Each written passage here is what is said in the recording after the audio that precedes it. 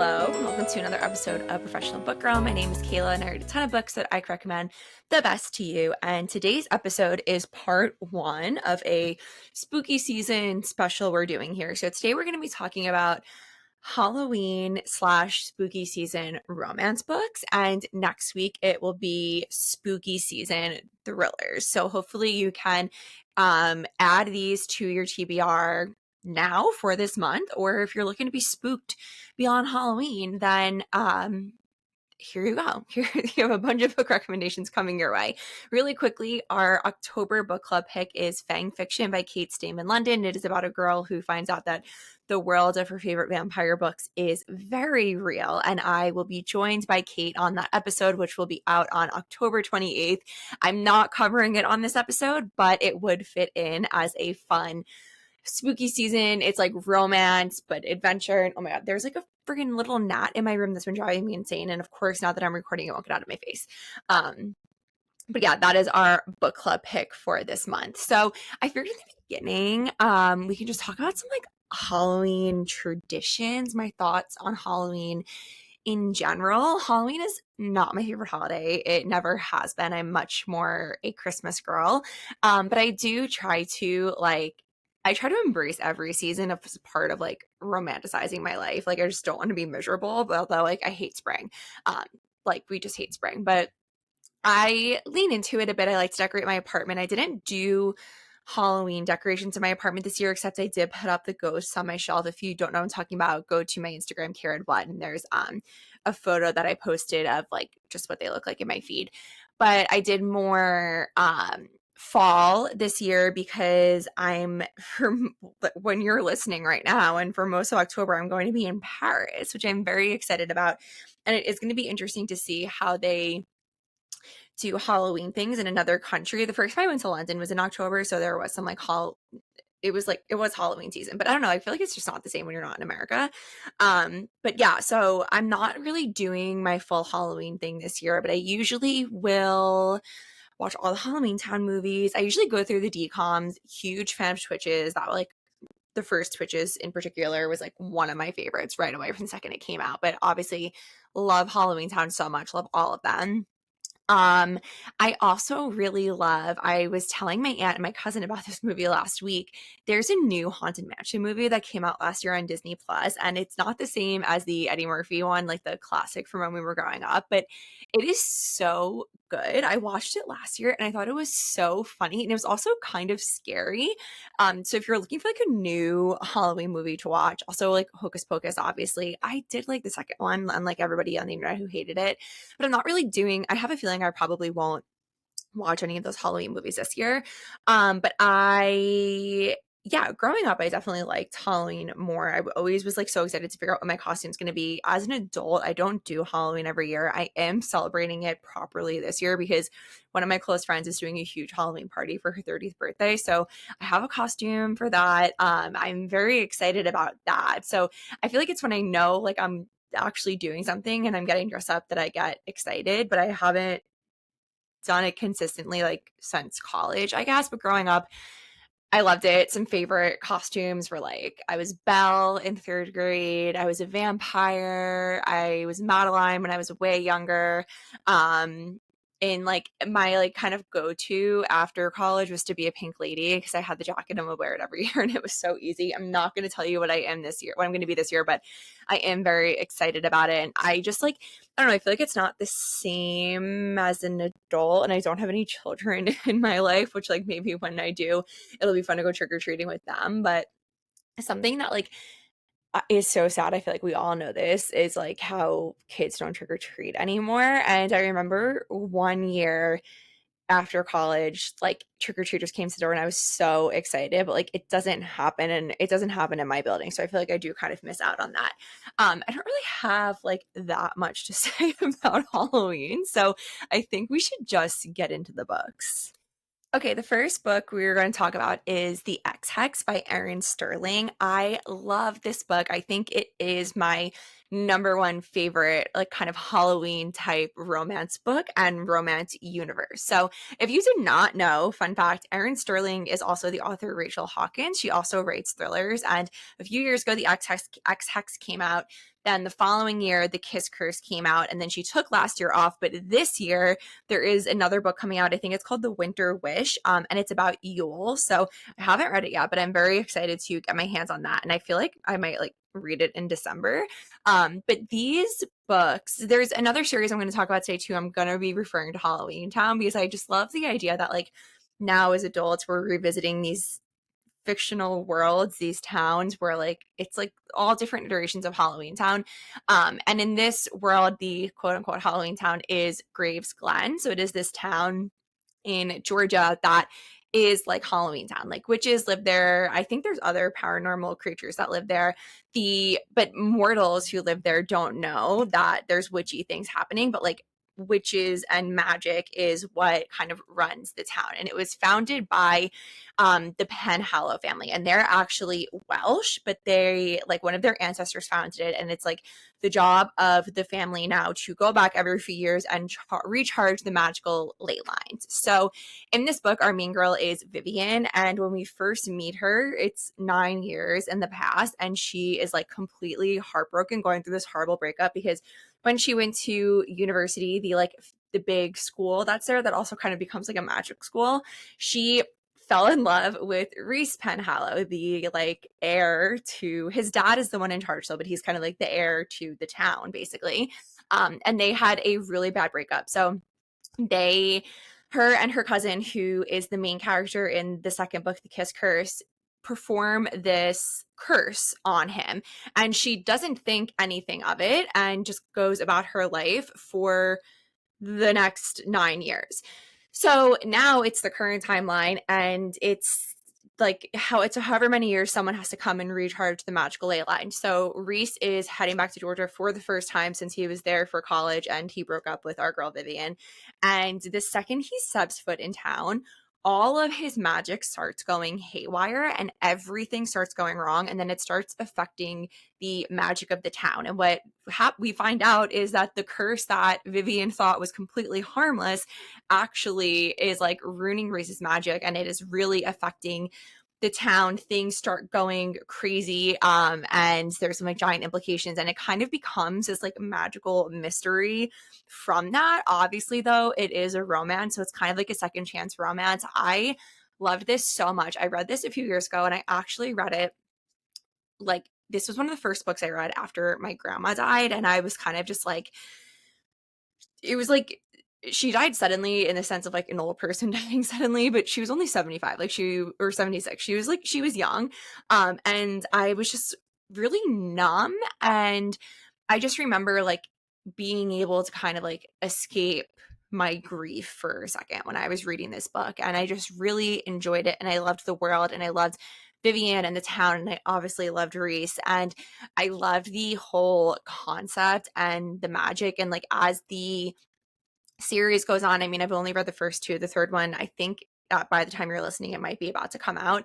I love that they play around with the town, but then also we get to learn a bit more about like the Welsh side of things. And it's just like really, really fun. And this was the first book that I had read that really kind of like reminded me of Halloweentown and like kind of filled that hole that I've had in me since I was like obsessed with Halloweentown. I was obsessed with those movies. So I love this book. If you have not read it yet, it's been out for like 3 years now. Like you are missing out. It is such a good, fun series. And like I said, like 5 times now, there is another book coming soon, which is very exciting. So I gave this book 4 stars. That is The Ex Hex by Erin Sterling. The next book is actually a new title, and it is Phantasma by Kaylie Smith. I just read this last, like at the time of recording, I read this past weekend, and I was a little skeptical. I just, for some reason, so it's a paranormal romance / like I've been seeing people listed as romantasy, which I guess it is. And I was kind of like, okay, what am I getting myself into here? It's pretty chunky. It's 500 pages. It flies by though. It did not feel like it was 500 pages. If I had to describe this book in one sentence, it is Carval, but in a haunted house. So our main girl, and I forgot her name. Ophelia, which I loved that her name was Ophelia. She is, the book opens and her mom is dying, like on the floor dying, and she has to very quickly perform this ritual to transfer the family's magic to her. So in this world, only like one person in the family can have magic. And basically the types, so she's a necromancer, which means that she can communicate with the dead. So I don't think they even like mention witches and wizards in this world, but it's really like devils, ghosts, and then like different types of ghosts. So there's phantoms, there's apparitions, there's spirits, and like right when you open the book, there's like this whole page breaking it down. And then necromancers, I'm sure like a few different type of kind of like human based magic. And then so she's a necromancer. So her mom is dying, and now she inherits the family's magic, and she has a sister, Guinevere, who does not have magic. And so Ophelia was raised, like her mom trained her whole life to take over the family business, where she like people come in and try and ask her to like communicate with their dead loved ones. And Gwen just she never had anything to do with the magic, and she like kind of had a life outside of the house, and Ophelia never did. So right away when their mom dies, the people from the bank come knocking, and they're like, the family estate is now owned by the bank. Your mom took out loans and she didn't pay them back. And Ophelia is completely shocked, but like she realizes that Gwen knows what's going on, and she's shocked and upset by that. So Gwen disappears, and Ophelia goes in her room and starts looking through her things, and realizes that her sister has been obsessed with Phantasma, which is basically like I said, it's like Carvel. If you've not read Carvel, then you're confused. But it is this magical traveling game that appears, like it seems like it's constantly running, and it appears in a new city, and people join it pretty much if they're desperate, because if you win, then you get like a wish made for you from like, you get a wish that comes true from like the king of the devils. So it is run by devils. There are 7 devils. It reminded me a little bit of the Kingdom of the Wicked books with like the 7 princes of hell. And it's like, she's literally, the whole game takes place in this like haunted estate, like it's literally a haunted house.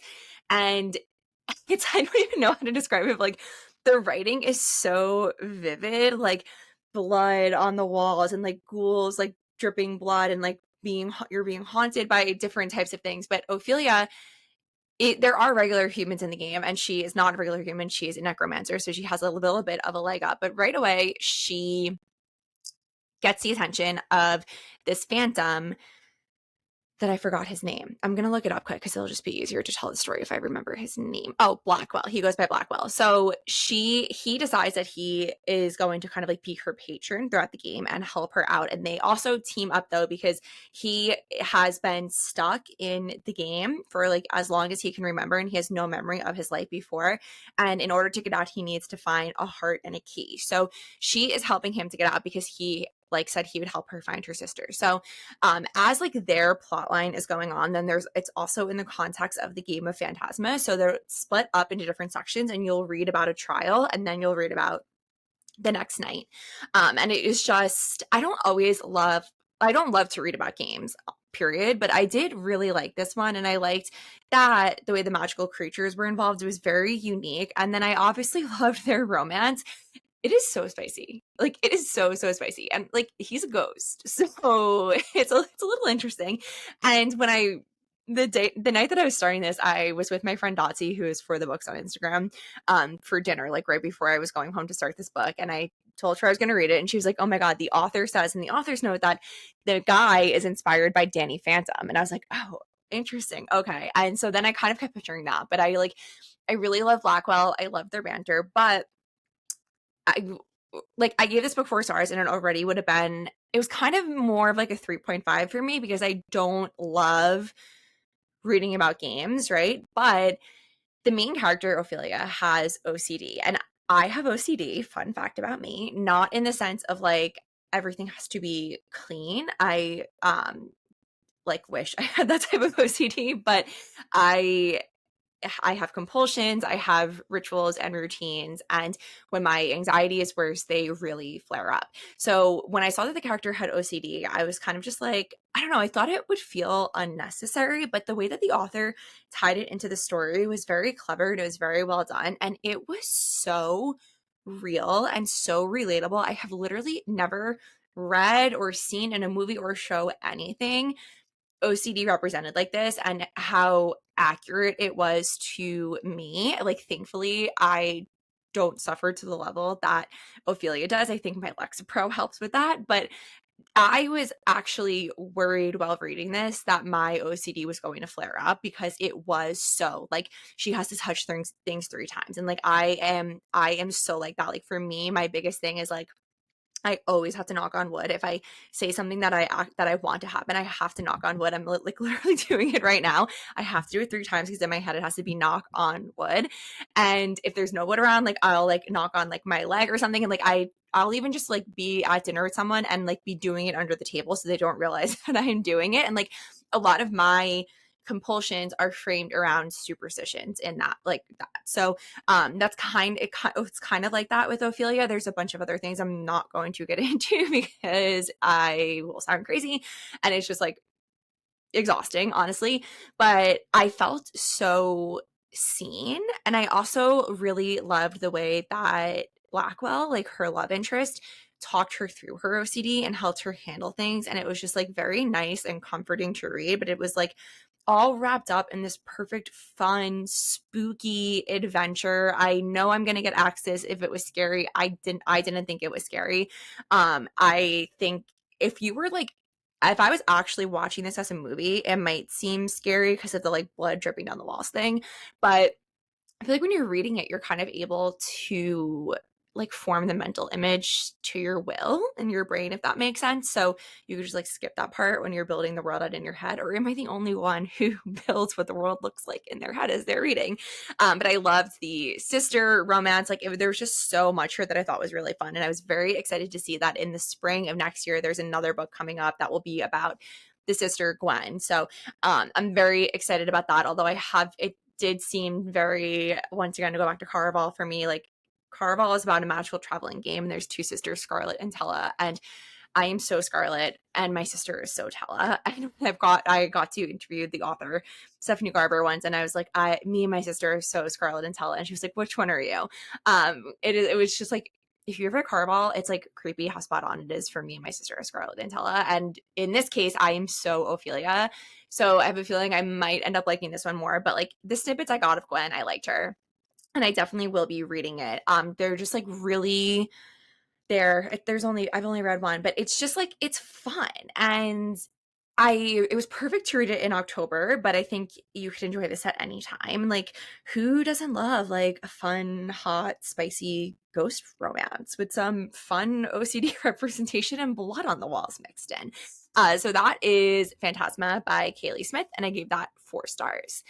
The third and final book is Small Town Big Magic by Hazel Beck. And this is another one of those kind of like witchy magic romance universes. So this one is a Small Town Big Magic romance universe. There are now 3 out. So the one I'm about to talk about, I gave 3 stars. And this is definitely leans more towards like, sometimes when I give a book 3 stars, it either means I liked it or I really liked it. I really liked this book. Like I have read the 2 follow-up books in this series.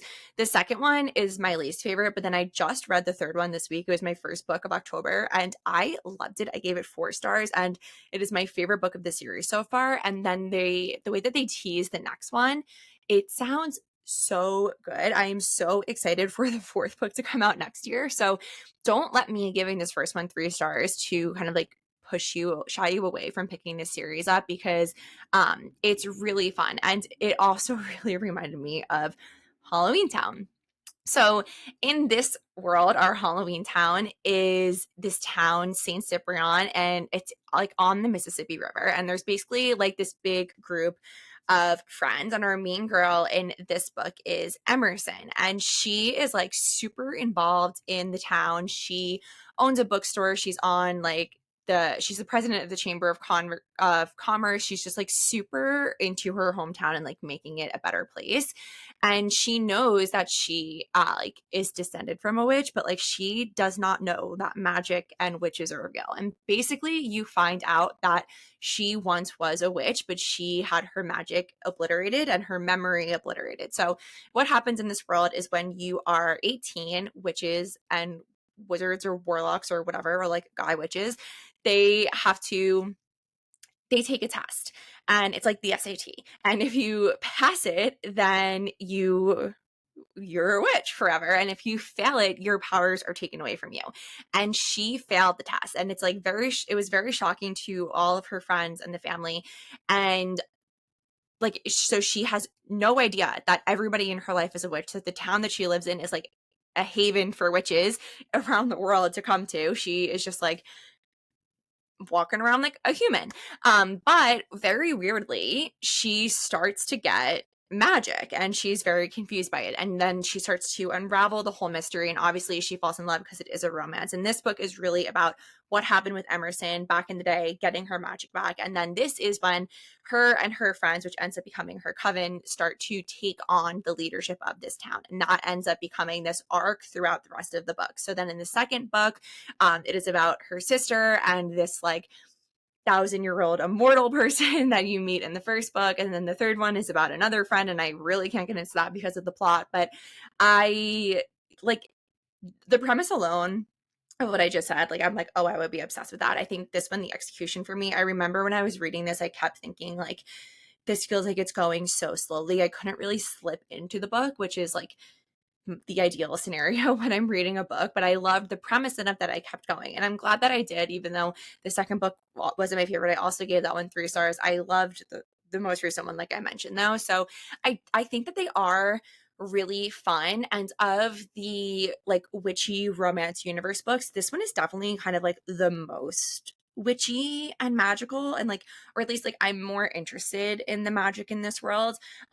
There's a lot of like witch politics at play too. It's like I don't want to spoil, but it's very interesting. And also all the members of the coven have like a different type of magic. So there's like the Rivers family, who are guardians of the Mississippi River, and they have like, I don't know, magic to do with that. And then the one in the one I just read, she's a half witch, she's half human, so that's a whole thing. And then Emerson's sister, her is a diviner, so she can see the future. So just like really cool, like different types of magic coming into play. There are healers. There's just like a lot happening here. It's like really fun. I feel like out of all of them, meaning what I'm referring to is this series, the Ex Hex series, and then Payback's the Witch, which I'm going to briefly talk about in a minute.